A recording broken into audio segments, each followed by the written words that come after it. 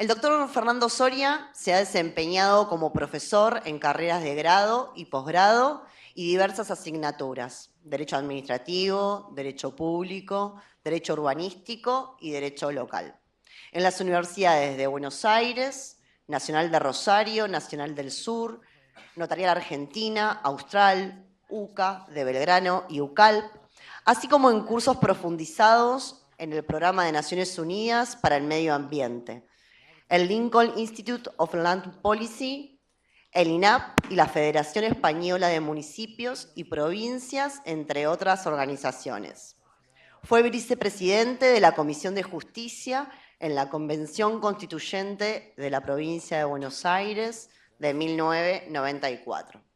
Autor de numerosas publicaciones de su especialidad.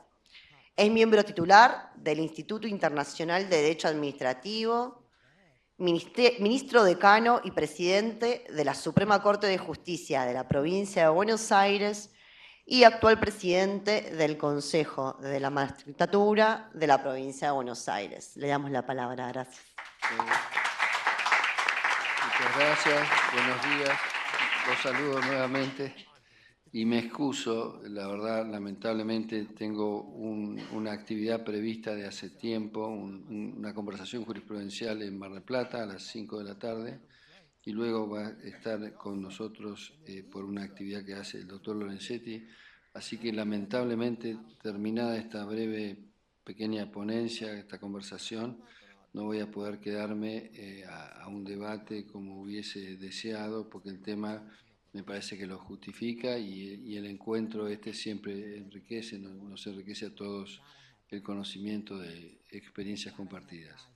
Pero bueno, dicha esta nuevamente pido disculpas por esto, pero bueno, encararemos el tema. El concurso es un procedimiento de selección, un procedimiento concurrencial, un procedimiento en competencia. Esta primera matriz del procedimental hace que las ciertas, digamos, directrices y reglas de procedimiento administrativo común, convencional, el típico, aquel a partir del cual se han construido las figuras más trascendentes de la dogmática del derecho administrativo, se dan paso, en cierto modo, o no se apliquen con la rotundidad con la que suelen exponerse desde otra perspectiva, desde la perspectiva del procedimiento que vincula a una administración con un peticionario, procedimientos que no son triangulares sino verticales, en donde no existe, por ejemplo, el principio de contradicción, ¿no?, que es típico más bien del proceso adversarial procesal, ¿no?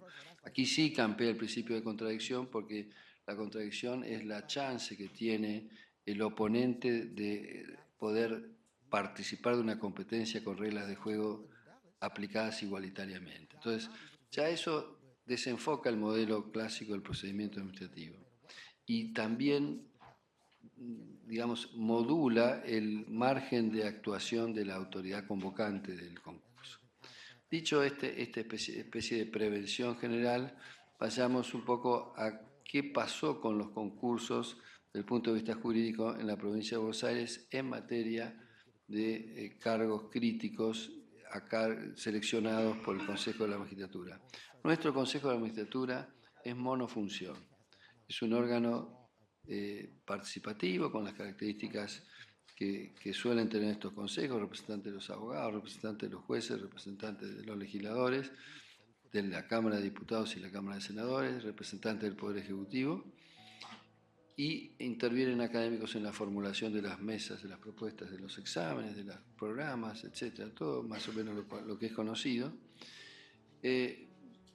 pero tiene esa sola tarea para desplegar. También se le adicionó en el curso del desarrollo del organismo, que nace en la Constitución reformada en el año 1994, en la provincia de Buenos Aires, se le incorporó la gestión de la Escuela Judicial.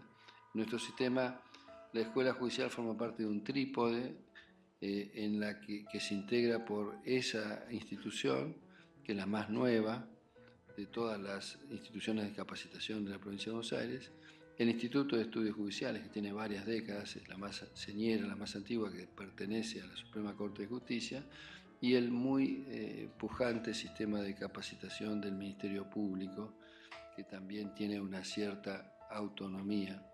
La idea que estamos tratando de propiciar, todavía no concretada, es una cierta organización común de este núcleo de capacitación, porque muchas veces la dispersión hace perder esfuerzos, gastos, etcétera, que se pueden optimizar mediante una cierta coordinación fuerte. Pero entonces les decía, el Consejo de la Magistratura tiene la función de seleccionar los cargos críticos y de hacerlo mediante procedimientos que garanticen adecuada publicidad. Es el texto de la Constitución de la provincia de Buenos Aires, el artículo 175, se dictó poco tiempo después del artículo 114 de la Constitución Nacional. La circunstancia que se daba en aquella oportunidad era el funcionamiento casi espejado de las dos convenciones, la de Santa Fe Paraná, por un lado, y la de La Plata, por el otro. La Convención Constituyente Provincial funcionó en La Plata, de modo tal que, como tenía una cierta anticipación la Convención Constituyente Federal, al tiempo de propiciar los temas comunes, generalmente se tenía a la vista el texto sancionado por la Convención Nacional. Esto es muy importante, por ejemplo, para el tema de la autonomía municipal, que en la provincia de Buenos Aires no se pudo lograr por falta de acuerdo, pese a que ya estaba sancionado el actual artículo 123, que era el viejo artículo 106 de la Constitución de 53. Es decir, que la norma que decía las constituciones provinciales deberán establecer un régimen de autonomía social garantizando su objeto, reglando su objeto, su alcance y contenido en el orden político, institucional, administrativo, económico, financiero. Esa norma era norma cuando tenía que decir la Convención que no la recogió. Bueno, pero en el caso del Poder Judicial, la Convención Constituyente tuvo a la vista el 114 de la Constitución, que en el listado de competencias alude a la selección de magistrados mediante concursos públicos, así lo denomina, con nombre y apellido, concursos públicos. La Constitución de la provincia no utilizó esa expresión, utilizó una expresión más abierta, más amplia, menos taxativa, que es procedimientos que garanticen adecuada publicidad. Y además le incorporó aditamentos de contenido bastante relevantes a mi modo de ver, porque tienen proyección sobre el método de evaluación y consecuentemente sobre el modo de expresión de los actos del Consejo y tal vez por ello sobre la justiciabilidad de esos actos. ¿Cuáles son esos contenidos? Que esos procedimientos de adecuada publicidad deben efectuarse con arreglo a una evaluación practicada según criterios predeterminados objetivos de evaluación. ¿Esto qué quiere decir? Quiere decir puntajes, básicamente. Quiere decir descafeinar el núcleo duro de la densidad discrecional, descafeinar, exprimir el núcleo duro del arbitrio y transformarlo en una cierta objetivación de criterios de evaluación. Por eso se utilizó esa expresión a nivel constitucional de modo deliberado. Y aclaro que el tema del Poder Judicial, juntamente con el tema municipal, en ese sistema de la Convención Constituyente eran los dos que requerían de una mayoría cualificada para su aprobación, 2/3. Y por la especial configuración de la Asamblea Constituyente, 2/3 equivalía a unanimidad, virtualmente. Entonces, hubo unanimidad para reformar el capítulo judicial e introducir, entre otras cosas, el artículo 175 que crea el Consejo de la Magistratura con ese cometido funcional demarcado. Entonces, ya tenemos no solo la exigencia de publicidad, sino una cualificación del modo de evaluación. Primero debe haber evaluación. Para que haya evaluación debe haber una expresión de la evaluación.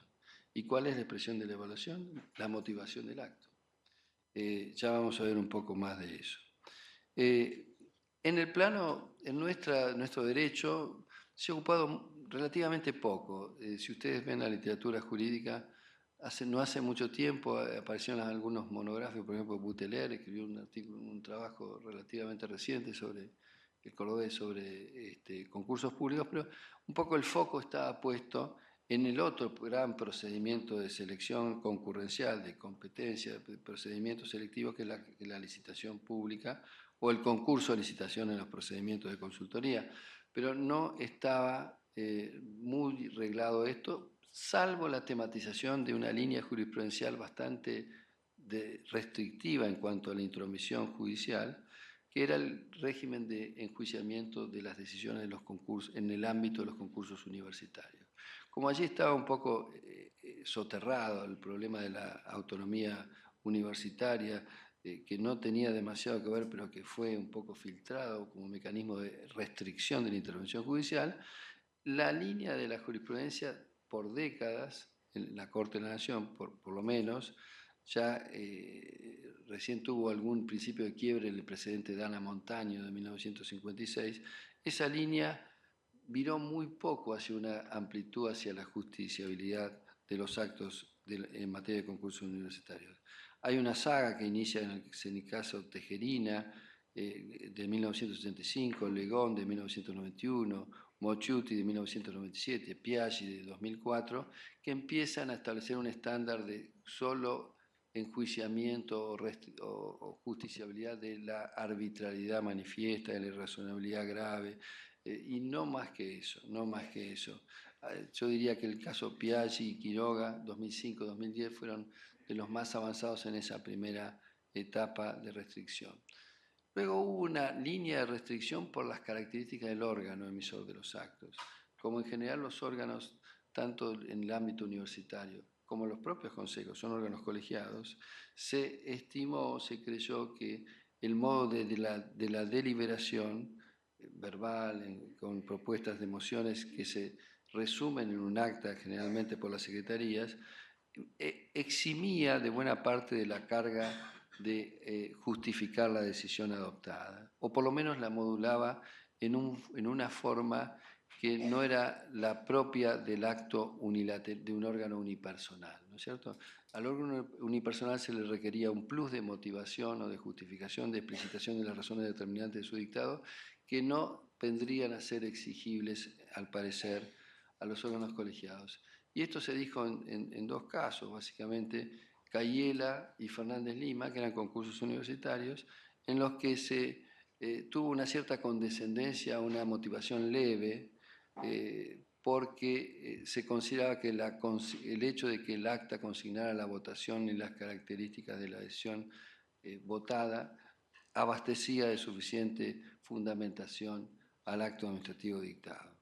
Pero esta línea jurisprudencial empezó a ceder por una serie de procedimientos y por distintas razones. Uno de los casos que marcan la solución de continuidad en esta materia es el caso Bolovic de 2010 de la Corte de la Nación, en la que se descalifica por una falta de justificación del apartamiento del dictamen que hizo el jurado de un concurso académico y falta de motivación, apartamiento del dictamen no justificado suficientemente. En nuestra provincia nosotros tuvimos dos casos, básicamente, que tienen cierto interés comentar aquí.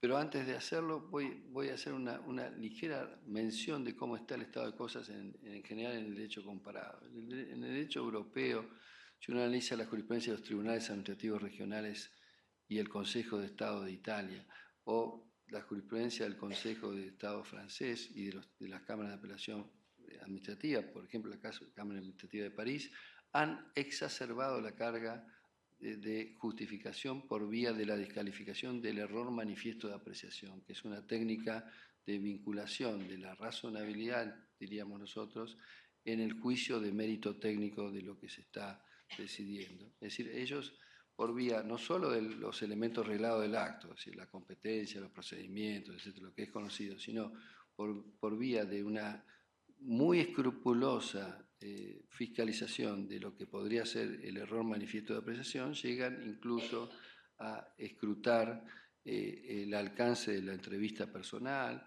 llegan a escrutar el modo de selección por algunas variables no claramente prefijadas en el puntaje, etc.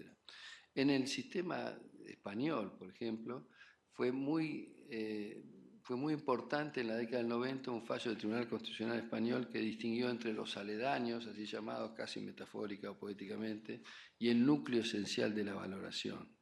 Los aledaños eran aquellos elementos que no pertenecían al aspecto quizás más irreductible del juicio de mérito de las postulaciones de los candidatos.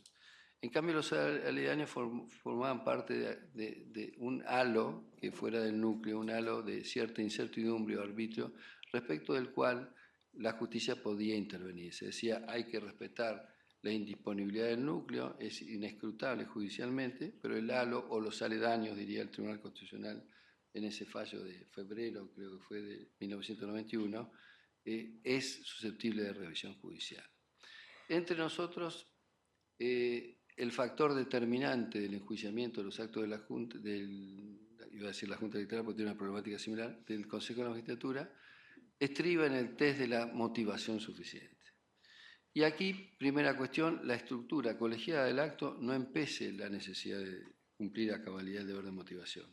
¿Acaso las Cortes no motivan sus sentencias? Una sentencia inmotivada sería una sentencia arbitraria. Es evidente que la matriz, como dice Carsilia, el administrativista italiano, la matriz colegiada no afecta de modo alguno el cumplimiento de los requisitos que hacen a la racionalidad básica del acto, como es la motivación, sino más bien la potencia, porque pueden expresarse voces discordantes con una posición o una emoción mayoritaria. Simplemente hay que arreglar el modo de producción del debate y el modo de expresión de la decisión finalmente votada y eventualmente las votaciones particulares o disidencias.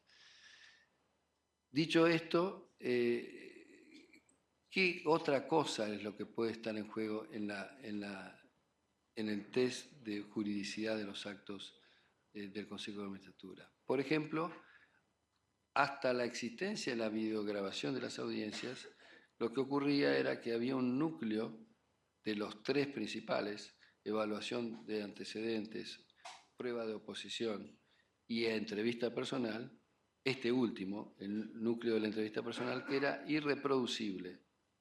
A diferencia de los antecedentes que se testeaban, la prueba de oposición que se tenían a la vista, la audiencia personal en una época era face to face, incluso no tenía presencia de público a veces. Entonces, por esa razón práctica, por la imposibilidad material de efectuar la revisión, por irreproductibilidad de la actuación, entonces no había enjuiciamiento de ese tramo. Y como no había enjuiciamiento de ese tramo, el juicio final de mérito de los antecedentes, de las aptitudes, del juicio de idoneidad, por fin, de los postulantes, quedaba enmarcado en un espacio que era un punto ciego, inaccesible para la justicia. Una vez que se produjo o bien la videograbación de las audiencias o mecanismos previos a eso, por ejemplo, la existencia de un árbitro o académico que escrutara la fidelidad, la igual carga de exigencia en las preguntas con un dictamen autónomo, o bien directamente la publicidad por vía de la videograbación y la asistencia de público en las audiencias, mediante esos mecanismos quedó incluido en el espacio de la reproducción y consecuentemente de la revisión también el tramo de la audiencia, de la entrevista personal. Entonces, hoy día tenemos que la característica colegiada del órgano no es un problema a los fines de la justificación, tampoco el carácter no reproducible de ciertos tramos no es más problema porque quedó superado. Queda entonces la discusión de qué y cómo se controla. Bueno, esto nos lleva a un clásico del derecho, un clásico que en la literatura norteamericana lo trataba Bernard Schwartz magistralmente, en la literatura española García de Enterrío con un título más que relevante de la década del 60, La lucha contra las inmunidades del poder, ni más ni menos. Y en la literatura francesa, Jean Rivero, como nadie, lo describió en la década del 70. La discrecionalidad convive en tensión permanente con la fiscalización de los actos. Y el nudo estriba en ver hasta dónde el juez accede a eso. Bueno, yo no les voy a dar la respuesta, simplemente creo que las maneras más eficaces de efectuar el control tienen que ver con los elementos indisputablemente jurídicos de la calificación de lograr de los consejos. ¿Cuáles son los elementos indisputablemente jurídicos? Por lo pronto, los elementos reglados, si hay competencia o no. Por lo pronto, el quórum necesario, el elemento formal de expresión de la voluntad del Consejo, si existen los 2/3, cuando se exigen los 2/3 o no. Por lo pronto, la existencia de justificación, de explicitación de por qué se ranquean los méritos de determinada manera. Ahora, si la pregunta X fue contestada del mejor modo o del peor modo, con más justificación o no, ahí entramos en una zona difícil, que puede generar problemas a la hora de la sustituibilidad por parte del juez del obrar administrativo. Hay quienes dicen, por ejemplo, un catedrático que es doctor ahora, hace un tiempo, honoris causa de la Universidad de Buenos Aires, Tomás Ramón Fernández, el que escribió con García Enterría su manual, que sostiene que la idoneidad es un concepto reducible a la unidad. Es como un concepto jurídico indeterminado, como la buena fe. ¿Hay buena fe o no hay buena fe? Como la utilidad pública. ¿Hay utilidad pública o no hay utilidad pública? Todo es reducible a la unidad.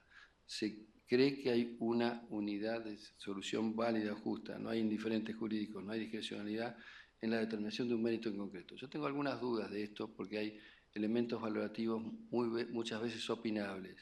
Y en principio el grado de opinabilidad puede estar depositado en el que tiene la competencia primaria, que es el Consejo. Pero creo, finalmente, y con esto voy terminando, creo que tenemos el tiempo cumplido, creo que el desafío está en, primero, cumplir con las cargas asociadas a los elementos reglados a cabalidad.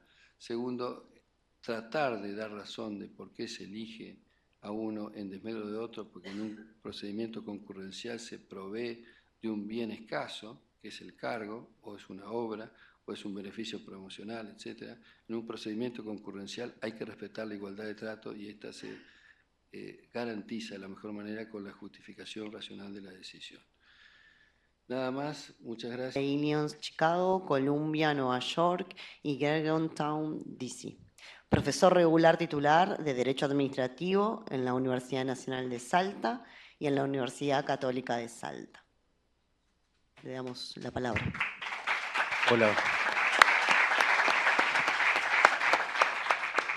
En primer lugar, muchísimas gracias por la invitación al FOFECMA, al Consejo de la Magistratura de la Provincia de Buenos Aires y reduciendo los agradecimientos por el tiempo, manifestar el honor que significa compartir este panel con el doctor Soria y con el doctor Basso, dos grandes conocedores de esta materia y un gran maestro de Derecho Administrativo. He leído mucho, doctor, y es un honor compartir esta mesa con usted.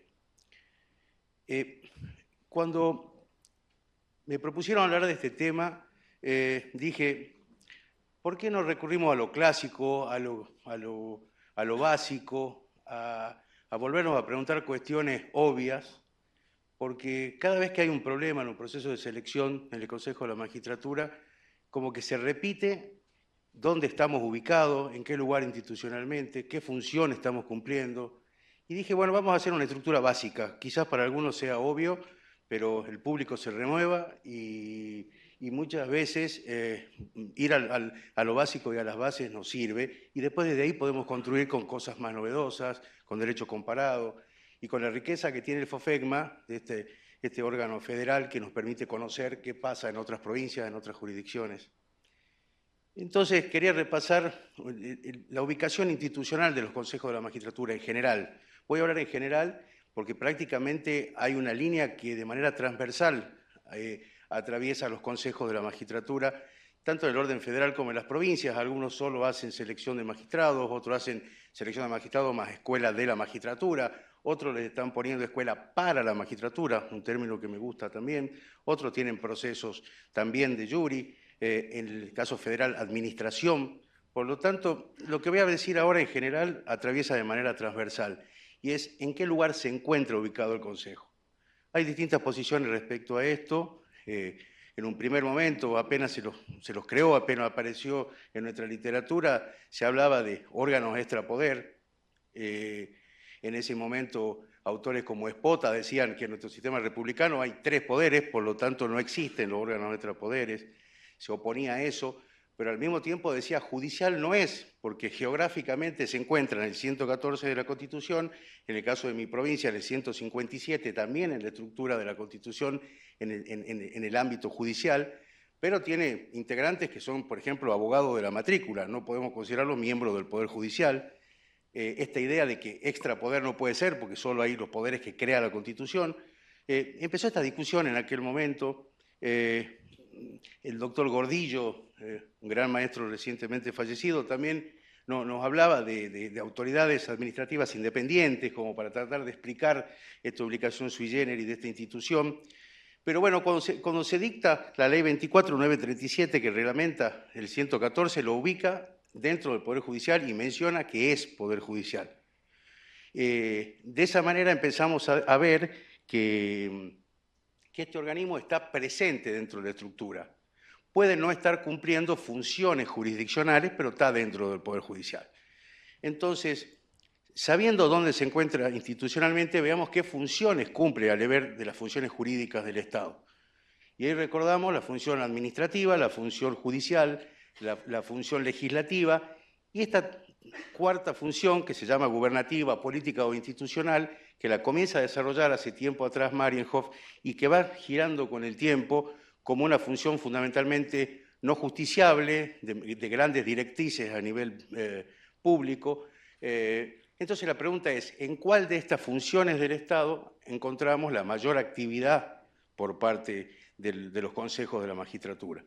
Función legislativa no es, función judicial no es, función jurisdiccional o jurisdicción primaria administrativa, en principio no, puede haber algunas manifestaciones, pero en definitiva no deja de ser eso una función administrativa.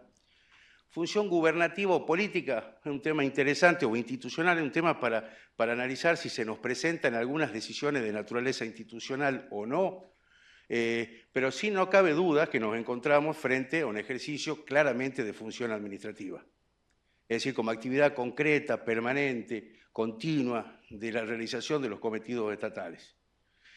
Si nos encontramos entonces que el Consejo de la Magistratura es un órgano geográficamente ubicado, como dice Espota, dentro del Poder Judicial, pero que ejerce función administrativa, esto nos da como respuesta que el proceso de selección de magistrados, la remisión de pliegos al Senado, el acuerdo senatorial, la designación de magistrados, aunque pueda tener condimentos políticos, son en esencia actividad administrativa.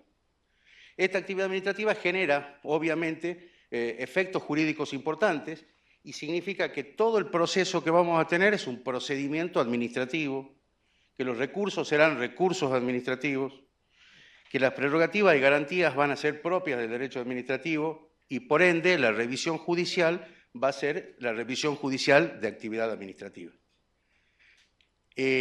Por lo tanto, si decimos que el procedimiento es un procedimiento administrativo, porque cuando determinamos de qué función se trata, hay un procedimiento para lo legislativo, hay un procedimiento para lo judicial, hay un procedimiento para lo institucional y para lo administrativo hay un procedimiento, que es la Ley de Procedimiento Administrativo. Por lo tanto, los principios de la Ley de Procedimiento Administrativo se aplican a todos los procedimientos en el marco del Consejo de la Magistratura. Juridicidad, verdad jurídica objetiva, oficialidad, impulso de oficio, debido proceso, celeridad, economía, concentración, eficacia, tutela administrativa efectiva. Tutela administrativa efectiva la menciono al final porque hay una serie de nuevas, entre comillas, nuevos principios del procedimiento que aparecen en la Ley 27.742, también denominada Ley de Base recientemente, que produce ciertas modificaciones, genera ciertas modificaciones en el procedimiento administrativo e incorpora nuevos principios al procedimiento que ya existían en la jurisprudencia, que ya existían en la doctrina, pero hoy en la 27.742 tiene una recepción normativa clara. Esos principios, porque también la ley de bases, la ley 27.742, nos dice que esta va a ser la ley que va a regir toda la actividad materialmente administrativa. cuando esta ley aclara esto, que en principio no haría falta, pero si está es porque el legislador así lo quiso, nos dice que la actividad materialmente administrativa va a estar regida por esta ley o por la nueva ley de procedimiento administrativo a la luz de estas modificaciones. Significa que esto no solo se aplica a la administración o al Poder Legislativo y Judicial en ejercicio de la función administrativa, sino a cualquier ente público, estatal o no estatal, que ejerza función administrativa o que ejerza función materialmente administrativa. Por lo tanto, el procedimiento es este y los principios son estos en la actuación procedimental de los consejos. Obviamente que cuando entramos a procesos especiales dentro del mundo de los procedimientos administrativos, vamos a encontrar también principios del derecho administrativo aplicables a los consejos, como es la igualdad, la publicidad, la concurrencia. Son los principios que se aplican a procedimientos especiales como licitaciones públicas, concursos de proyectos integrales, concursos docentes, o cualquier otro tipo de proceso para elección con pluralidad de oferentes o interesados. En definitiva, entonces, marcado en alguna medida y en grandes rasgos el lugar institucional o geográfico de los consejos y la función que cumplen dentro de las funciones jurídicas del Estado, cabe recordar por qué esta problemática no se presentaba con esta intensidad antes del 94, por qué luego del 94 empezamos a plantear todos estos temas y por qué cada vez más nos van a ir exigiendo una mayor cantidad de exigencias, perdón la reiteración, y tomo lo que nos decía el doctor Soria, fundamentalmente la cuestión de la motivación, que creo que es un problema central de hoy y un eje de trabajo para todo nuestro Consejo de la Magistratura, porque creo que a nivel de la motivación está la salida de una mayor legitimación de nuestro trabajo y del producto de nuestro trabajo que van a ser los magistrados que después van a ejercer a lo largo y ancho de nuestro país. Con anterioridad a 1994, la designación de los magistrados, como todos sabemos, se hacía sin estos procedimientos. Por lo tanto, se trataban de actos claramente institucionales o de una función claramente institucional del presidente o los gobernadores que enviaban al Senado o al órgano que en cada provincia se encargue del acuerdo el nombre de una persona, podía ser de una magistrada o un magistrado, y frente a eso se le prestaba o no se le prestaba el acuerdo. Lo que nos preguntamos, y en ese momento no había control sobre eso. La pregunta, algunos tratan de responder esa pregunta con, no, era un acto institucional, por lo tanto no sometido a control jurisdiccional. Pero me parece que la respuesta no va por ahí, la respuesta va por otro lado, es que no se generaba derechos en nadie en expectativa. O sea, había una persona que el gobernador o el presidente proponía, y esa persona era o no seleccionada, dado el acuerdo o no senatorial. Por lo tanto, no había ninguna persona que se le haya generado un derecho subjetivo o un interés legítimo susceptible de generar un planteo, un recurso o una necesidad de control. En concurrencia, aunque es una categoría que no nos da el tiempo hoy de tratarla, pero me parece que está bastante superada, prefiero hablar de derechos en general, pero bueno, todavía en el mundo del derecho administrativo lo distinguimos entre derecho subjetivo e interés legítimo cuando el derecho está en exclusividad o está en concurrencia. Por lo tanto, a partir del 94, lo que se nos presenta es esta posibilidad, a través de un procedimiento administrativo, de control de legalidad y de garantía. Y acá vemos, cuando se define el procedimiento administrativo, se lo define como un proceso de control al poder y de garantía de los administrados. Ese juego de la prerrogativa siempre presente en el derecho administrativo, garantías y poder. En esta manifestación potente, fuerte del procedimiento administrativo y de los controles, es donde nos encontramos cuando estamos en un proceso de selección de magistrados después de 1994. Entonces aquí encontramos dos tipos de actividades dentro del procedimiento. La actividad reglada y la actividad discrecional. La actividad reglada, como todos sabemos, es una actividad en la que el legislador se tomó el trabajo de decir a la función activa, a la función administrativa activa, fundamentalmente, qué es lo que tiene que hacer. Es decir, el legislador prevé la circunstancia y la decisión, prevé el contexto. Es decir, nos marca una ruta. Sabemos que no hay actividad que sea puramente reglada, como tampoco hay actividad que sea 100% discrecional. Es un yin y un yang, es un poco de cada cosa. Pero bueno, cuando estamos hablando de actividad fundamentalmente reglada, es cuando el legislador fundamentalmente nos marcó el camino de qué es lo que quiere que hagamos. Cuando no, cuando nos da un abanico de posibilidades, quedan 2 minutos, cuando nos da un abanico de posibilidades, en ese supuesto es que el funcionario puede elegir. La actividad reglada, como nos decía el doctor Soria recién, es fácil de controlar. En principio es fácil de controlar. ¿Por qué? Porque tenemos que chequear competencia, causa, procedimiento previo, finalidad, si se ha cumplido o no con la finalidad prevista por el legislador, lo que se denomina desviación de poder o no desviación de poder. Por lo tanto, el control administrativo por parte a la actividad reglada es simple. Se nos vuelve más complicado lo que es el control a la actividad discrecional. Es decir, aquella posibilidad en la que el legislador nos da de elegir 1, 2, 3, 4, 5, 10 caminos distintos y por qué se elige cada camino distinto. La argumentación de por qué se elige cada camino distinto. En esto, para ir reduciendo la conclusión, es fundamental hacer un test, que es el test de razonabilidad. Estamos hablando siempre de la actividad discrecional. En la actividad discrecional, el test implica un control de buena fe, un control de no desviación de poder, es decir, no ir en contra del objetivo fundamentalmente del legislador, un test de disponibilidad técnica de lo que se está decidiendo, y frente a ello un test fundamentalmente de razonabilidad. En ese contexto es donde entra en juego la parte que diríamos que sería prácticamente intangible de nuestra actividad. Aquella parte en la que no va a poder un juez suplir nuestra decisión, la decisión del Consejo.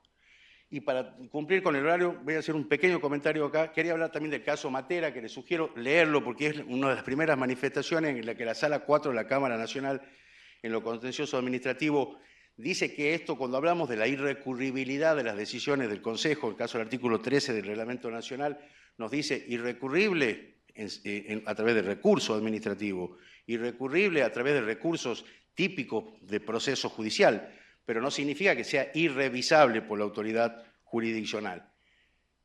Por lo tanto, jurisprudencialmente, de este caso Matera en adelante, con muchas variables, la actividad que nosotros realizamos, y fundamentalmente para aquella actividad que no sea discrecional razonable, que pasó el test de juridicidad, esa parte sí que no es controlable. Y ahí, con esto prometo termino, es donde entra en juego un trabajo que también tenemos que hacer, que es el trabajo de tratar de mejorar a nivel del prestigio de nuestras decisiones. Nosotros estamos en este momento en una crisis de prestigio. Estamos viviendo una disonancia cognitiva en nuestra sociedad. No quiero ocultar ni decir que estamos fantásticos porque no es cierto, pero tampoco es cierto, como se habló en el primer panel, de que el 80% de la gente no cree en la justicia, sino no estaría la justicia permanentemente dando respuesta. No es lo mismo la justicia penal que la civil, no es lo mismo la federal que la de una provincia, de un juez de un pueblo que da la respuesta a todos los problemas que se dan, o muchos de los problemas que se dan en ese lugar. Por lo tanto, tenemos que empezar a trabajar sobre el prestigio. Y un último comentario no jurídico, pero que nos va a ayudar a poderlo razonar o a pensar. Cuando Scaloni elige hoy un jugador y dice en el próximo partido va a entrar Dybala o no va a entrar Dybala, va a entrar Messi o no lo convoco a Messi. Después de la Copa del Mundo y de las 2 Copa América, ¿ustedes están dispuestos a decirle que lo vamos a llevar a control? Vamos a decir de que me parece que Dybala debiera estar y que esa decisión la vamos a suplir con un juez de la provincia de no sé dónde, que es donde se va a jugar el partido, y él dice lo tiene que convocar. ¿Por qué no se nos imaginaría, esta cosa no se nos presentaría? ¿Y por qué? Estoy hablando en el absurdo, obviamente, ¿no? ¿Por qué no se nos presentaría? Porque el hombre tiene prestigio y nos lo demostró. Entonces, nadie se animaría a dudar aunque se equivoque, porque tenemos también derecho a equivocarnos, pero sabemos de que ese señor sabe elegir sus jugadores, porque nos mostró resultados. Y hoy no estamos desconfiando de él y le estamos dando esa misma confianza que le damos al piloto del avión cuando nos subimos y nos dejamos que nos cierren la puerta y nos suban arriba. Entonces, Pero eso, ¿cómo se logra? Se logra mostrando resultados, se logra generando más prestigio, se logra legitimándonos los trabajos día a día. Entonces, a cuidar esa parte de discrecionalidad, a conocerla, a trabajar sobre una mejor motivación, a no dejar márgenes descubiertos. Y una frase que con esto termino, que me gustó mientras, no sé de dónde la saqué, lo que no se puede escribir, no se puede hacer. Y si no se puede escribir, y perdón, lo voy a leer de nuevo, lo que no se puede escribir, no se puede hacer. Y si se puede escribir, ¿por qué no hacerlo? Es decir, motivemos mejor, fundemos mejor, si nos va bien, bien, y si nos va mal, hicimos lo mejor posible. Muchas gracias. Gracias.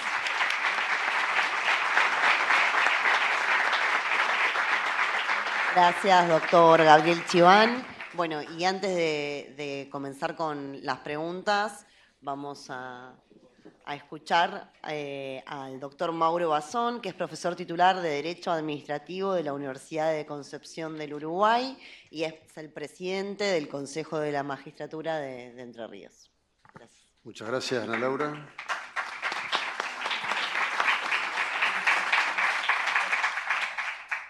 Aclaro que yo cumplí con los 2 renglones que me pidió que ponga el currículum. Mis colegas no cumplieron o les pidió otra cosa diferente a lo que me pidió a mí. Pero nada, es una broma. Agradezco mucho estar en este panel, la verdad que con el prestigio del doctor Soria, el doctor Chiván y también en la presencia del doctor Viglieri, administrativistas que son casi jueces de lo que estamos diciendo hoy acá, tratando de aportar un poco más del granito de arena que hace falta para desentrañar un poquito esta cuestión de los consejos de la magistratura y en particular la revisión en los procedimientos de concurso. Hay algunas cuestiones que se dijeron y voy a obviarlas, pero en particular haré algunas cuestiones de previo y especial pronunciamiento para luego llegar a un caso práctico de mi provincia con algunas particularidades del procedimiento de concursos que las explicaré más adelante. Las de previo y especial pronunciamiento tienen que ver con algo que fue reiterado por los 2 colegas, lo hago sintético, es la ubicación de los consejos de la magistratura y además de la ubicación de los consejos de la magistratura, la composición o la integración de los consejos de la magistratura, lo que lo hace diferentes y nos nutre en este tipo de encuentros, porque en algunos casos, como se dijo, están en el Poder Judicial, en otros casos, como el de mi provincia, están en el Poder Ejecutivo, aunque son constitucionales. En otros casos tienen la integración del Poder Judicial y de su órgano superior, como el caso de la provincia de Buenos Aires, como el caso de la provincia de Tierra del Fuego. En mi provincia no forma parte el Superior Tribunal, tampoco forma parte la legislatura, porque tiene su instancia en el momento de elegir los pliegos que eleva la gobernación, por lo tanto se consideró que no debía integrar el Consejo de la Magistratura al Poder Legislativo. Y más allá de la composición y de la cuestión de previo y especial pronunciamiento, queda claro que estamos hablando, también se dijo, de procedimiento administrativo, actos administrativos. La segunda cuestión tiene que ver con los, digamos, el control judicial. Es obvio que este panel no necesita que aclaremos la existencia de un control judicial suficiente y posterior a los actos administrativos de los consejos de la magistratura. Pero el maestro Gordillo dijo que las facultades de un órgano administrativo están regladas cuando una norma jurídica predetermina en forma concreta una conducta determinada que el particular debe seguir o cuando el orden jurídico establece de antemano qué es lo que ese órgano debe hacer en el caso. Serán discrecionales cuando el orden jurídico le otorgue cierta libertad para elegir entre uno u otro curso de acción para hacer una cosa u otra o hacerla de una u otra manera. Seguimos con las cuestiones de previo y especial pronunciamiento. ¿Y por qué la cuestión de la discrecionalidad o de la regla que otorga la discrecionalidad? O de los actos reglados o de la cuestión de grados en materia de actos discrecionales y reglados. Y tiene que ver con el caso que voy a contar al final, con el caso que lo voy a tratar como caso práctico porque ni siquiera me voy a referir al nombre de los involucrados en el mismo. La Corte Suprema también dijo que la estimación subjetiva o discrecional por parte de los entes administrativos solo puede resultar consecuencia de haber sido llamada expresamente por la ley que ha configurado una potestad y la ha atribuido a la Administración con ese carácter, presentándose así en toda ocasión como libertad de apreciación legal, jamás extralegal o autónoma, como lo decía hoy el profesor Chiván también. Digamos, el marco siempre va a ser de legalidad para otorgarle sí una potestad discrecional al ente. También la Corte dijo, en ocasiones es el propio ordenamiento jurídico el que define la actuación administrativa en todos sus aspectos, ya sea los poderes reglados o de aplicación legal automática. En otras autoriza, en el caso concreto, para que se realice una estimación subjetiva que completará el cuadro legal y condicionará el ejercicio para este supuesto de la potestad atribuida previamente o de su contenido particular, al no imponerle por anticipado la conducta que debe necesariamente seguir. Facultades o potestades de ejercicio discrecional. Pero se le otorga el legislador en este caso. Podríamos acordar también que este fenómeno se presenta como una cuestión de grados. Hay decisiones a las cuales la norma atributiva de competencia les asigna un mayor grado de discrecionalidad y hay decisiones con menor grado de discrecionalidad, pero también se dijo, nunca de pura discrecionalidad. Nunca hay un acto de gobierno, hablamos de los consejos de la magistratura, y hablamos también de lo que decía anteriormente el colega de Salta, en el sentido de que la función gubernativa la dejamos un poquito aparte, aquellos que en la primer bolilla de derecho administrativo explicamos las funciones del poder, tratando de sacarlo de la división de poderes y explicar la función del poder como esencial para después sí entrar a ver quién lo ejecuta. Por ello, consideramos que es necesaria la distinción entre los elementos reglados de la decisión administrativa de aquellos otros que pueden ser calificados como elementos discrecionales de aquella, estando ambas, por ser parte de una misma conducta, sujetas al control judicial, pero con el límite de que la intervención del órgano no puede sustituir la opción ejercida por el órgano controlado. Esto es clave. Y esto es clave en una instancia que el doctor Soria la explicó muy bien, y se trata de la entrevista. Porque desde el punto de vista de la instancia arreglada en todas las etapas que tienen los consejos, más o menos todos la misma, oposición, antecedentes y entrevista, la entrevista tiene una aptitud de discrecionalidad reglada mucho mayor que la otra que es reglada absolutamente. Eventualmente, un examen de oposición podrá ser revisado, podrá ser impugnado, podrá haber alguna modificación. Los antecedentes generalmente es un Excel o es una normativa específica y hoy hasta con inteligencia artificial se puede determinar con ciertos patrones los antecedentes que corresponden a los postulantes si el input es lo suficientemente claro respecto de la normativa que tiene ese consejo. Hasta acá con las cuestiones de previo y especial pronunciamiento. Vamos al caso. Dejo a salvo un fallo de Chubut que traje para cumplir con el tiempo respecto de cuáles deben ser las materias o los motivos por los cuales se revisa el acto administrativo de un consejo de la magistratura, porque ya se dijo en extenso. Este es un caso del Superior Tribunal de mi provincia. Rápidamente voy a los hechos. Hay un rechazo de una demanda de amparo por una Cámara Civil contra el gobernador de la provincia y la Honorable Cámara de Senadores. No es este gobierno, fue una ley anterior, voy a explicar las diferencias. El caso se inicia por un amparo por mora, interpuesto por la demora del Poder Ejecutivo en resolver una apelación jerárquica planteada contra la calificación de la entrevista del Consejo de la Magistratura para la cobertura de una vacante. Una vacante en una ciudad de San Salvador, en la provincia de Entre Ríos, un juzgado civil con competencia laboral. Cuestiona la ausencia de fundamentación de la supuesta desfavorable calificación que se le hizo en la entrevista a este postulante, por la que resultó desplazado del primero al segundo lugar en el orden de mérito, en la calificación. La sentenciante entendió que no existía orden judicial ni administrativa ni disposición legal que le impida al Poder Ejecutivo Provincial continuar con la elección de uno de los integrantes de la terna para cubrir esa vacante. Consideró que la amparista igual integró la lista quedó segunda. Creo que en casi todos los consejos de la magistratura se trabaja por ternas, con lo cual la elevación estaba garantizada y la posibilidad de que el gobernador elija una de esas tres opciones en esa esfera de discrecionalidad reglada, tenía la aptitud para elegir a la persona que se sentía afectada por la entrevista como a cualquiera de las otras dos. Y acá hay algo interesante que también se mencionó, pero que lo quiero rescatar. Dice en los argumentos que esto demostraba una existencia de obrar manifiestamente ilegítimo o arbitrario requerida para la viabilidad del amparo. Ahí habla específicamente de la vía elegida. En tanto, la propuesta se realice sobre los candidatos de la terna vinculante remitida por el Consejo de la Magistratura. Con lo cual esto se cumplía. La amparista también se agravia argumentando que hay un vicio que nulifica el acta del concurso del Consejo de la Magistratura. ¿Cuál es la falta de motivación?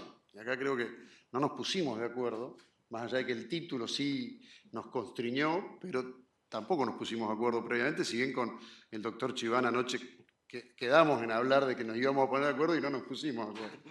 No tuvimos la oportunidad hoy en el desayuno y en la charla de hacerlo. Bueno, se agravia de que la falta de motivación torna arbitrario e ilegítimo el acto de la elevación de su postulación por haber bajado del primero al segundo lugar. Esto no es lo más grave, porque esto efectivamente puede ser un argumento que sienta el particular, se sienta perjudicado y considere que hubo una falta de motivación. Yo no estoy cuestionando, porque hay una conclusión a todo esto, la postura del amparista, la postura de la persona que se sintió agravada, sino la composición del voto del Superior Tribunal de Justicia de mi provincia, porque hay una buena argumentación de la minoría. Al permitirse la continuidad del trámite del concurso, se estaría desoyendo y desatendiendo una orden judicial de la que es o sería acreedor en virtud del derecho a la tutela administrativa efectiva.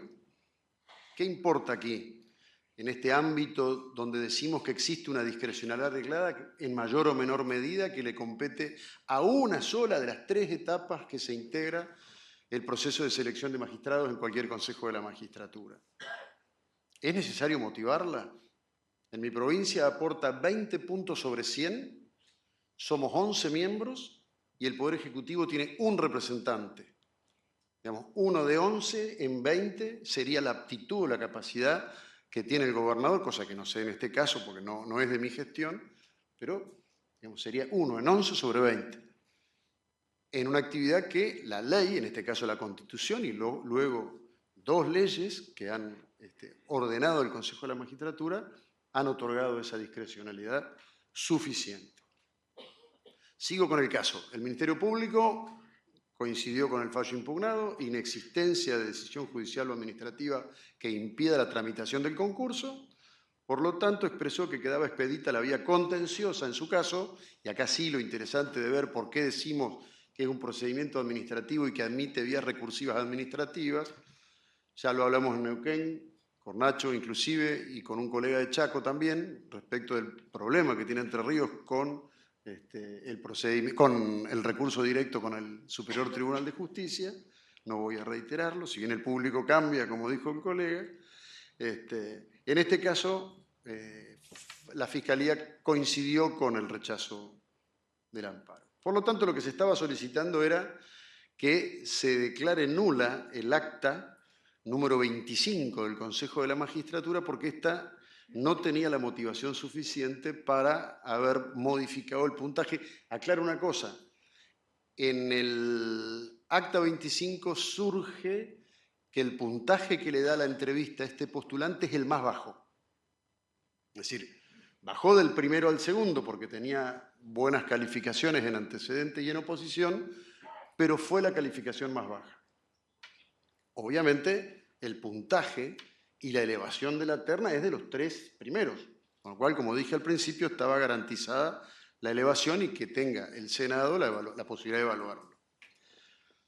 Bueno, se le otorgaron... Sí, voy a cumplir, no te hagas. Por lo tanto, ¿qué resuelve el Superior Tribunal? Vamos al voto de la mayoría. En primero, otorgarle 20 días hábiles administrativos al Poder Ejecutivo para que resuelva el jerárquico. ¿Qué le estaba diciendo el Superior Tribunal al Poder Ejecutivo? ¿Que funde una resolución de otro órgano?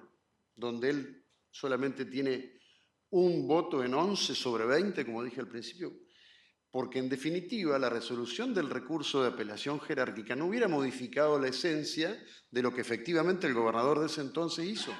Elevó la terna y hoy, inclusive con la legislación actual, no hay mérito. Nosotros elevamos a los 3 primeros sin determinar cuál es el puntaje. Se elevan a los 3 miembros que llegaron primero. Lo podés poner por abecedario, lo podés poner en el orden que salieron, bueno, no, eso no está dispuesto. Por lo tanto, lo que resultó de este raro fallo, y que por eso digo que es importante el voto de la minoría, la mayoría dijo que resultó evidentemente equivocada la sentencia de la Cámara en cuanto la remisión del referido pliego se verificaba la hipótesis avisorada por el amparista, sin haber obtenido respuesta a su planteo recursivo, y que constituía un presupuesto de ilegitimidad viabilizante de esta excepcional acción, el amparo, al vulnerar el derecho constitucional al debido proceso adjetivo, toda vez que la continuidad del trámite del concurso, no creo que haya sido así, lo colocó al accionante en la contingencia de ver clausurada la posibilidad de acceder a una decisión útil sobre el planteo recursivo instaurado, convirtiéndose en ilusorio el derecho a una resolución fundada sobre el mismo. ¿Qué resolución? El voto de la minoría, una jueza del Superior Tribunal, argumentó que se trataba de un conflicto institucional que requería, para su dilucidación a la luz del marco legal y constitucional imperante, no desafiado en su ilegitimidad, no fue un proceso de inconstitucionalidad, considerar las facultades que respecto del nombramiento de jueces le han sido confiadas al gobernador y las atribuciones que se le dieron al Consejo de la Magistratura. Sigue el fallo de la minoría diciendo que no se puede dejar de reflexionar que esta causa se enmarca en el delicado equilibrio que debe primar en el respeto a las esferas privativas de competencia, concretamente a la división de poderes. Resultó que no se advierte en el caso cuál fue el perjuicio ocasionado al actor, ya que éste integró la terna final, vinculante la terna, en el concurso en cuestión y en el orden de mérito quedó segundo. Por lo tanto, pasó al Senado. Surge claramente de la Constitución Provincial, dice el voto de la minoría, que el titular del PEP, del Poder Ejecutivo Provincial, solo está limitado en la elevación del pliego por la terna vinculante que le eleva el Consejo de la Magistratura, sin que el orden de prelación tenga incidencia alguna. Bueno, ya lo expliqué esto de la ley en cuanto a que taxativamente establece cómo se compone la terna con los 3 primeros concursantes sin indicar la prevalencia u orden en el actual artículo 29 de la ley. El Poder Ejecutivo ejerce facultades discrecionales para la selección, en base a criterios propios y no reglados, en la voluntad cuando toma la decisión. Esto es inescrutable en el marco de la reglamentación o de lo reglada de la discrecionalidad. Y decide sin necesidad siquiera de dar razones de su elección, porque así lo habilita el plexo legal aplicable, advirtiendo un renovado intento en obstaculizar el normal funcionamiento de los procedimientos constitucionales establecidos que tienen por fin designar, conforme a un mecanismo legal, a un magistrado. Este es el voto de la minoría. Y yo con esto concluyo, pero digo esto a modo de resolución de un tribunal unipersonal, vista la introducción en cuanto a los argumentos dogmáticos y jurisprudenciales de nuestro máximo Tribunal Nacional, considerando el caso en lo que significó la petición del postulante que se sintió afectado y que recurrió por la falta de motivación de la entrevista. Yo, personalmente, resuelvo otorgarle la razón a la minoría. Perdí, pero bueno, considero que tenía razón la minoría porque esa discrecionalidad no puede ser evaluada, no puede ser observada por parte del Poder Judicial o de los órganos judiciales. Muchísimas gracias.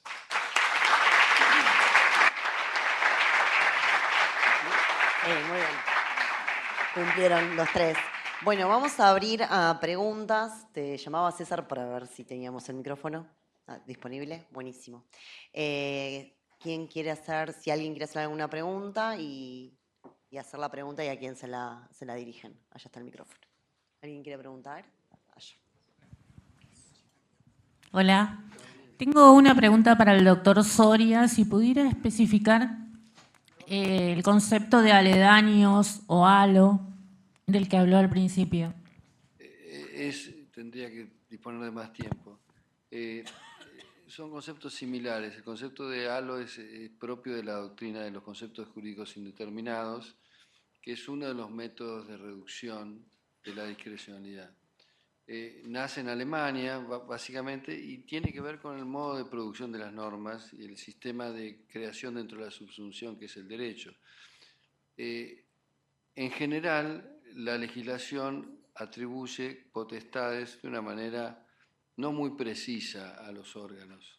Hay sistemas en los que se particulariza la decisión, pero en general la autoridad administrativa aplica desde la subsunción de una norma legal general, a veces aplica desde la subsunción de una norma reglamentaria. Obviamente el legislador tiene un arbitrio contingente muy amplio por la laxitud que tiene el texto constitucional, porque para el texto constitucional, para garantía de perdurabilidad, el pacto constituyente requiere perdurabilidad, tiene que ser laxo para permitir la adaptabilidad legislativa, la innovación del derecho. El administrador se encuentra con una disyuntiva mucho más concretizada de opciones. Ahora, a veces la legislación no puede prever todos los episodios de la vida, consecuentemente utiliza estándares. Los estándares son, por ejemplo, ruina para producir la demolición de un edificio de valor patrimonial, valor objetivo del bien para establecer el justiprecio expropiatorio, buena fe, que juega en todos los campos, ¿no es cierto? Entonces, lo que pretende sostener esta doctrina, que tuvo mucho auge en los 70, los 80, incluso en los 90, y entre nosotros se incorporó bastante después, es oponer la existencia de indiferentes jurídicos, que sería la discrecionalidad, cuando la norma dice podrá otorgar tal beneficio con un estándar muy amplio, y la norma implica en cuanto a su aplicación un abanico de opciones, todas ellas igualmente válidas. Eso es lo que se llama indiferentes jurídicos. Cuando existe eso, el margen de fiscalización es menor. Cuando se enfrenta la autoridad de aplicación con un concepto jurídico indeterminado, hay un proceso intelectivo que lleva a la reducción de la unidad de solución válida o solución justa. No hay indiferentes jurídicos, sino que hay unidad. Entonces, el proceso de fiscalización va asociado a la previa reducción de la unidad del acto obligado a dictar por la autoridad administrativa. Ahora, como esto es en el plano teórico postulable, puede ser opinable, no, yo tengo discrepancias con esto, no las voy a explicitar ahora. Como esta teoría tiene algún nivel de, digamos, de pérdida, de fugas técnicas, se ha construido el concepto jurídico indeterminado sobre la base de la imagen de un núcleo y un halo, ¿no? Y esta misma técnica, pero con una terminología un poquito más florida, es la que descubre el Tribunal Constitucional Español, esa sentencia de mayo, creo, febrero, por allí, del 91, y que todavía hasta nuestros días le permite funcionar en términos de mayor o menor deferencia a la hora de efectuar el control judicial. Entonces, núcleo duro o núcleo esencial es lo que no sería susceptible de escrutinio porque derivaría en la sustituibilidad que se plantea aquí. Halo es todo aledaño, es el halo, lo que está en derredor del núcleo duro, que obviamente estamos excluyendo los elementos reglados, llamados reglados. Yo hago una aclaración, no creo que esta distinción en términos estrictos sea válida entre discrecionalidad y carácter reglado. Toda conducta está más o menos predeterminada y toda conducta es más o menos discrecional. Nunca es imposible reducir a cero la discrecionalidad. Es imposible, porque el acto se dicta a las 2 de la tarde, a las 3 de la tarde. Digamos, el postulado de la libertad aplica también a los órganos, cosa que lo vino a plantear hace muchas décadas Carlos Cosio, ¿no? Entonces, como esto en términos absolutos, pero en términos prácticos, descriptivos, evidentemente es útil tener una distinción macro, discrecionalidad, carácter reglado. Entonces, a lo que va esta distinción, que se hace un poco forzada entre halo y núcleo, o entre aledaño y núcleo esencial, es hasta dónde penetra el control judicial. Yo haría no sé si más o menos está contestada. Gracias. Yo haría una puntualización al buen ejemplo que se dio en este caso por el colega de Entre Ríos.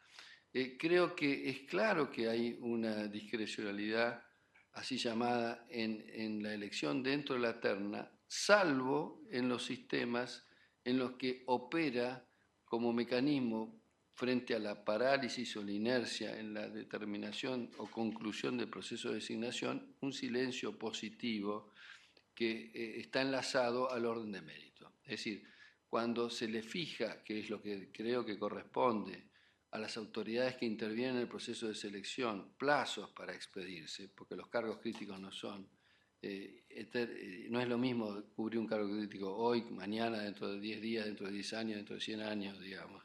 No es lo mismo.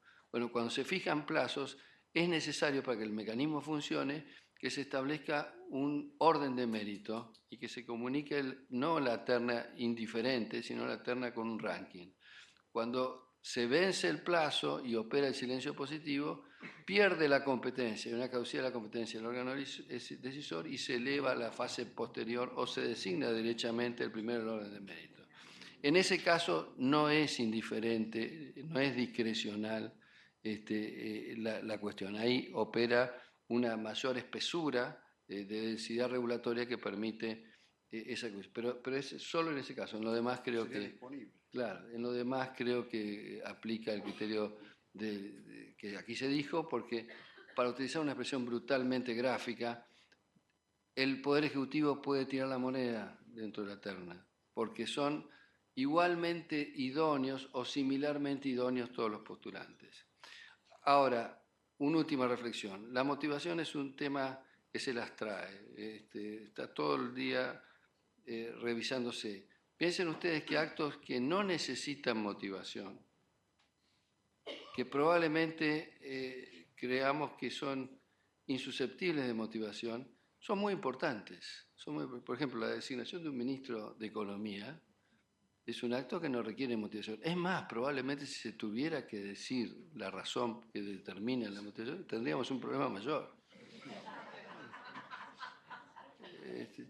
Ahora dirán, bueno, este acto no afecta a nadie, beneficia en todo caso al designado, pero puede afectar a más de uno.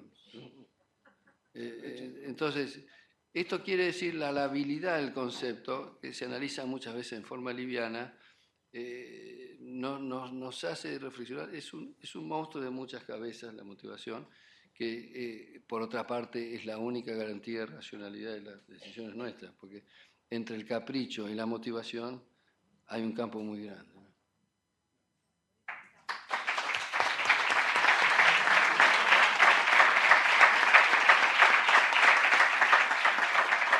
Tenemos tiempo para una pregunta más. Sí. Perdón. Para todos los panelistas y el doctor Barzón especialmente, bueno, yo soy Ricardo Urturi, consejero titular del Consejo de la Magistratura del Chaco, y va un poco en función de lo que decían recién. Nosotros tenemos una particularidad. No tiene intervención el Poder Ejecutivo en la selección más que el representante que tiene por el Poder Ejecutivo. Es decir, el Consejo de la Magistratura, el lunes estuvimos seleccionando 2 jueces de garantía, propone y selecciona a los jueces. Luego el superior solamente fija la fecha para tomarle juramento. En el órgano estamos representados 2 representantes de la abogacía, uno por la primera circunscripción, uno por el interior, 2 representantes de los legisladores, uno por el partido oficialista, uno por la minoría, el Poder Ejecutivo, y bueno, somos 7. Ahora bien, en la selección, como bien lo refieren ustedes, es de carácter discrecional, más allá de que viene precedido por un concurso de oposición antecedentes, pero donde ni siquiera hay una situación de mérito, porque solamente está previsto que alcanza el nivel de excelencia o no alcanza el nivel de excelencia. Una vez que se da esa situación, todos los que alcanzan, previo examen psicofísico, están en condiciones de ser seleccionados por el órgano.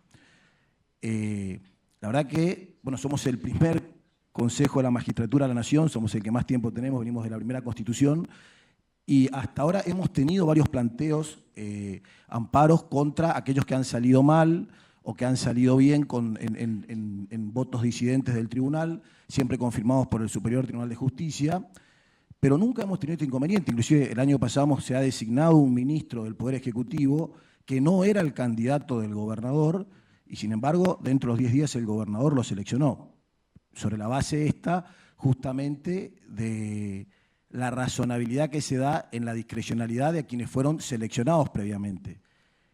Bueno, quiero saber, la verdad nunca se planteó de que ni el Poder Judicial, el superior, quien es quien luego toma juramento en los cargos de camarista para abajo, ni el superior en los casos de ministros, ni de procurador, ni de defensora general, hayan objetado eso. Así que no sé qué les parece esta cuestión. Hasta ahora digamos que hubo una buena práctica de entender lo saludable de esta representación que se da en el órgano y que se da desde el inicio de la provincia. O sea, la provincia nació como provincia con el Consejo de la Magistratura. ¿Empiezo yo? La verdad que, primero yo lo que dijimos, creo que coincidimos que Sí, pero de esta manera. Está bien, es complicado. Voy a dar mi opinión, sin que esto implique, como dijo la vicegobernadora, que entremos en conflicto federal. Ella está buscando que haya más armonía federal, pero bueno, vamos a disociarnos un poquito. No, yo creo que la discrecionalidad puede estar en la etapa de la entrevista, me parece y en la selección del gobernador cuando se le eleva la terna.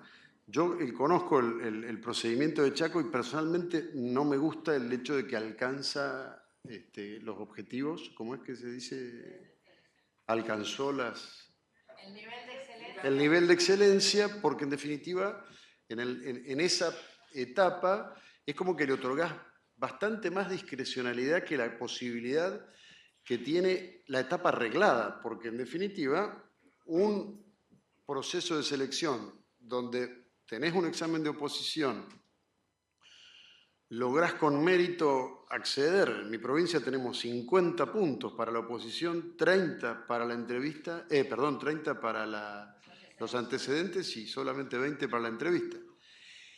Yo creo que cuando se determina desde la perspectiva de alcanzó el nivel de excelencia, se engloba sin discernir claramente cuál es el verdadero mérito del que debe hacerse eco aquel que sí también tiene esa capacidad limitada en su discrecionalidad de resolver a quien elige.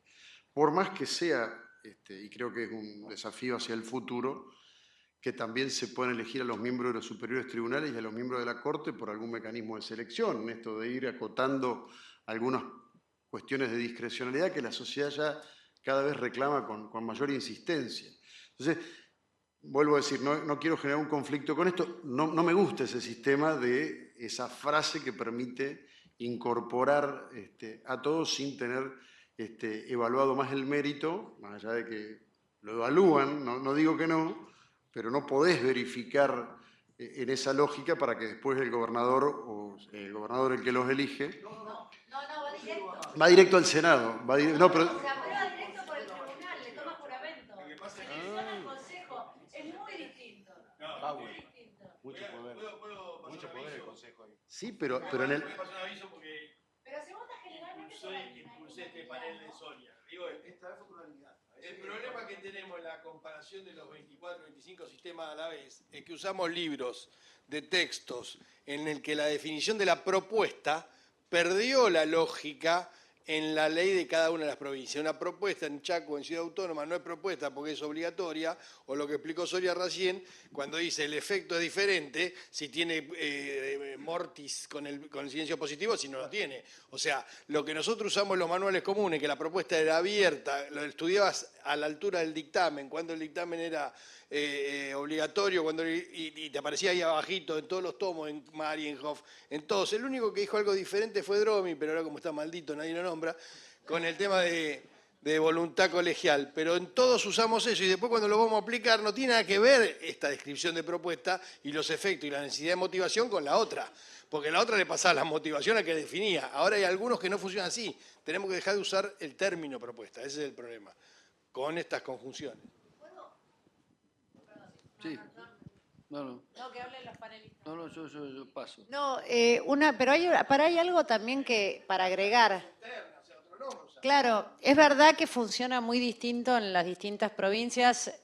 En general, el concurso de oposición se da en la mayoría, pero la realidad es que hay estándares internacionales, o sea, la independencia del Poder Judicial es un pilar fundamental del sistema de los derechos humanos y en función de eso se han fijado criterios al momento de fijar la selección de los magistrados en distintos organismos. Y la selección en base al mérito, la meritocracia, es uno de los principales estándares internacionales que se fija. Entonces, también nos tenemos que preguntar internamente si estamos o no a la altura de esos estándares que se van fijando, ¿no? Bueno, a propósito de eso, hay un autor que analiza las licitaciones públicas, básicamente. Monedero Gil, La doctrina del contrato del Estado, se llama el libro. Es un libro bastante señero de la década de los 80 y pico, 90, donde establece un nuevo principio en los procedimientos de contratación, que es la búsqueda del óptimo contractual, ¿no? Que es una modalización de la idea de oferta más conveniente, que no es solo el precio, no es solo los antecedentes técnicos, no es solo la performance en los contratos anteriores, el pronóstico de ejecución según la capacidad contraída con otras contrataciones. Bueno, tiene un mecanismo polinómico de determinación. Pero el equivalente, debe haber algún equivalente en los concursos. Y lo que está claro, y lo que está en juego acá, no es solo o tan solo la potestad, si es arbitrio contingente, si es arbitrio más arreglado que contingente, bueno, más o no tan solo que eso, juega el principio de idoneidad. Porque el concurso es un método para seleccionar el más idóneo, finalmente, o los más idóneos. Entonces, la impronta, la inercia del procedimiento lleva al ranking, lleva a la valorización. Porque está bien, Scaloni puede poner a uno de tantos jugadores, pero el número 10 de la selección argentina, ¿es Messi o es el Pinino más, digamos, el tanque rojo? Ahí estamos seleccionando una plaza, ¿no? Y estamos rankeando. Es Messi, después será a nivel global, Messi, Neymar, etc., ¿no? Entonces, la idoneidad modaliza el procedimiento y selecciona el más idóneo, que es el equivalente a la oferta más conveniente en el procedimiento de contratación pública. Bueno, otro de los principios es la objetividad. A nivel internacional, digo, ¿no? La selección en base al mérito y la objetividad. Entonces, esa discrecionalidad tiene que reducirse al mínimo, porque para algo existen los consejos de la magistratura, ¿no? No en el caso de Chaco, porque es cierto que ahí seleccionan, y por eso preguntaba lo de la unanimidad en el voto, porque eso por ahí te podría llegar a permitir. La principal discrecionalidad que tiene el Consejo es cuando puede el armado de los mecanismos de puntajes. Bueno. Si puede regularlos, digamos, la elaboración de la grilla es el acto principal de discrecionalidad, el pliego en la licitación. Luego, dentro de esas canchas van a jugar los jugadores. Entonces, si la cancha tiene 110 por 40, o si tiene 200 por 10.000, es una diferencia muy importante. Sí, un pequeño comentario relacionado a lo que dijiste que para mí es muy importante. Hay una tendencia natural a tratar de objetivizar todos los procesos de selección. Es decir, si pudiéramos tener una fórmula polinómica o algorítmica que nos permita decir o precisar el concepto jurídico indeterminado de oferta más conveniente, sería lo ideal.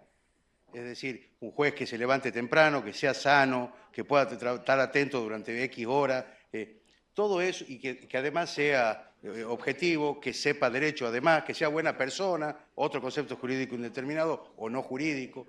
Si todo eso lo pudiéramos poner en ChatGPT, apretamos Enter y nos dice quién es el mejor y nos sacamos una cantidad gigante de problemas. Pero el problema es que eso no existe. Entonces hay un momento en el que tenemos que confiar en alguien. Y ese alguien es lo que hablábamos hace un rato. Tiene que hacer el esfuerzo para ser creíble. Y que sea mejor. si nosotros no confiamos en el piloto del avión al que no subimos, nos bajamos del avión. Pero hay un momento en el que le damos esa confianza. No le pido detalles, pero sí un mínimo objetivo, que sea piloto por lo menos. Entonces, hay un momento en el que nos tenemos que librar a la confianza en alguien o un grupo de personas que nos va a garantizar concretar, en el caso concreto, esta idea del concepto jurídico indeterminado de oferta más conveniente o postulante más conveniente. Ese concepto jurídico indeterminado, que no vamos a discutirlo ahora, no da el tiempo, pero ¿tiene una sola respuesta correcta el concepto jurídico indeterminado o no? ¿Es A, B o C? ¿Es uno de la terna o no? ¿Cuál de la terna? Entonces, hay un momento en el que hay que confiar en el sistema. Si no, vamos a entrar en una guerra permanente de concursos totalmente frenados. Lo vemos en muchas de nuestras universidades, en los concursos docentes. Peleas eternas que muchas veces la termina resolviendo un juez, en el que uno dice, señor, hubo académicos, hubo gente que estuvo estudiando los antecedentes de esta persona, y el análisis de idoneidad, perfil.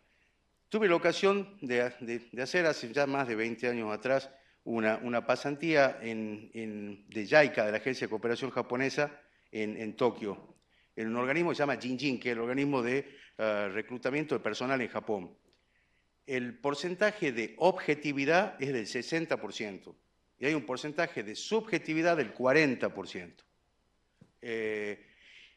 Por supuesto que son unos sensei que nadie les desconfía. Los japoneses. Son japoneses. Muchas gracias.